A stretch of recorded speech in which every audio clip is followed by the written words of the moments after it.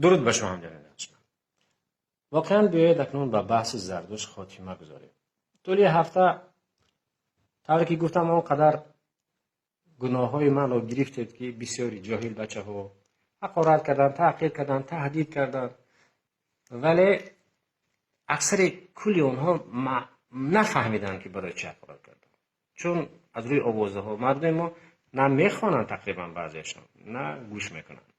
من تمام ملت تاجیک رو، یعنی ریشدارانش رو تحقیر و توهین نکردم. مخاطب من مولا عبدالرحیم بود.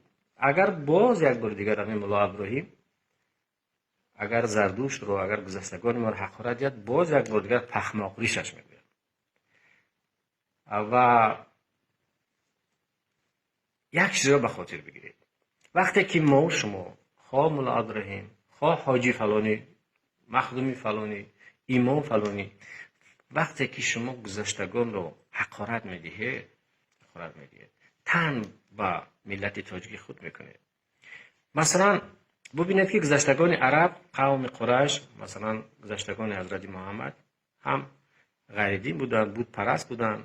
لات و عزات رو میدونید، 365 بتشان رو میدونید. عبدالله پدر حضرت هم غیر دین بودن، ولی هیچ گاه عرب قوم قریش را حقارت نمیدید. و حالا یگام عرب، یگام اروپایی، ترک، چینگیزی، یگام قوم دیگر، امریکایی ها شما رو مجبور نکرده ایستاده است که گذشته خود را حقارت دهید.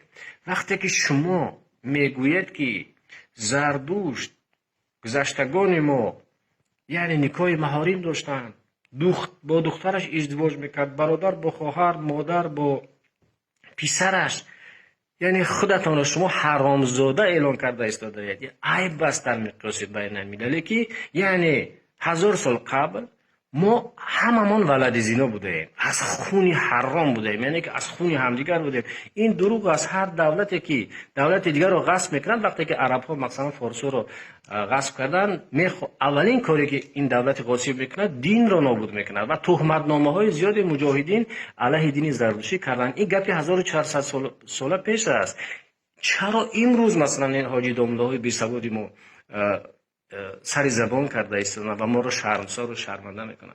شما زردوشت رو این کار میکنید، اوستا رو این کار میکنید. اوستا رو این کار کردید، 5000 سالگی تمدن و فرهنگ خودمان رو این کار میکنید. من از یگام نفر شما نمیترسم. الحمدلله مسلمانم، فقط از روی ننگ، ناموس، حمیت و احساس ملی هم نمیخواهم و نمیمانم که نمیگذارم که مثلا گذشتگان ما رو در سیمای زردوشت که پیندار نیک، کردار نیک، رفتار نیک اساسی تمام دین های بشری است حقارت بدید. گناه ندارن اونها. بیایید جوانان،